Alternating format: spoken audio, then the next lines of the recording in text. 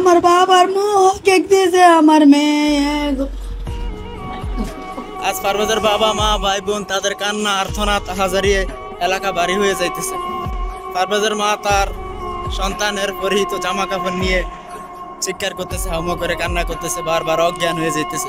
বিচার তোমরা না করো, আমার আমি গাড়ির তলে বেড়ে মরে যাই, আমার জীবত লইয়া, আমার বুঝিয়ারে লইয়া, আমার স্বামীরে লইয়া।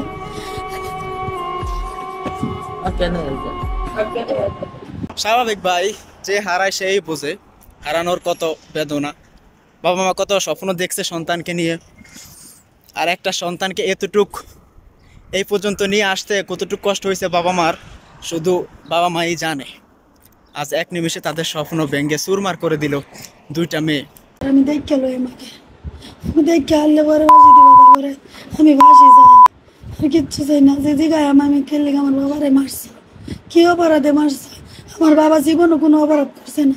যে দুইটা মেয়েকে কেন্দ্র করে ঘটনাগুলো ঘটছে, সেই দুইটা মেয়েকে এখন পর্যন্ত আইনের আওতায় আনতে পারেনি। তারা শুধু মেয়ে না, তারা হলো বিসিওয়ালা মেয়ে।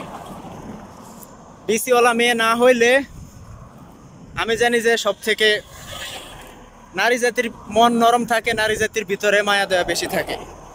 তো এরা যদি প্রকৃতভাবে নারী হইতো তাহলে সামান্য একটু হাসিকে কেন্দ্র করে এই পারভেজের মতন একটা ছেলের জীবন কেড়ে নিতে পারতো না যদি তারা মেয়ে হইতো। তারা হইলো বিসিওয়ালা মেয়ে। তবে এই বিসিওয়ালা মেয়েকে যে এখনো আইনের আওতায় আনতে পারে নাই, মানে আমার দুঃখটা ওই জায়গায়। আজ মা তার সন্তানকে হারাইলো, বোন তার ভাইকে হারালো, বাবা তার সন্তানকে হারাইলো, তাদের স্বপ্ন এখানে সব কিছু চুরমার হয়ে গেছে। পারভেজের মতো এরকম কত ছেলে এই দুনিয়া থেকে চলে গেলেন। তার কয়েক মাস আগের ঘটনা, একজন ভারসাম্যহীন মানুষ, তফাজ্জলের কথা বলতেছি, বরিশালের। সে তফাজ্জলকে কি নির্মমভাবে দুনিয়া থেকে হত্যা করেছে, দুনিয়া থেকে বিদায় করলেন। এগুলার বিচারও হয় না এই বাংলাদেশে। এখন পারভেজের সাথে যে ঘটনাটা ঘটেছে এর বিচারও কিন্তু আমার মনে হয় না যে হইব এই বাংলার মাটিতে। দুইটা মেয়েকে কেন্দ্র করে যে ঘটনাগুলো ঘটছে, দুটা মেয়েকে এখনো পুলিশ ধরতে পারেনি। কেমনে বুঝি যে আজকে 5 দিন 6 দিন হয়ে গেছে ঘটনাটা ঘটছে, কেমনে বুঝি যে তাহলে আর এটা এর সুস্থ বিচার হইব? দুটা মেয়ের তো এরকম শাস্তি হওয়া উচিত ছিল, যাতে বাংলাদেশে দ্বিতীয়বার কোনো মেয়ে এই অবৈধ সম্পর্ক করে কোনো অসহায় মায়ের কোল খালি করার সাহস না পাইতো। এরকম শাস্তি, এরকম ব্যবস্থা করা দরকার ছিল। সে জায়গায় তো এখনও তাদেরকে খুঁজেই পাইতেছে না বাংলাদেশ।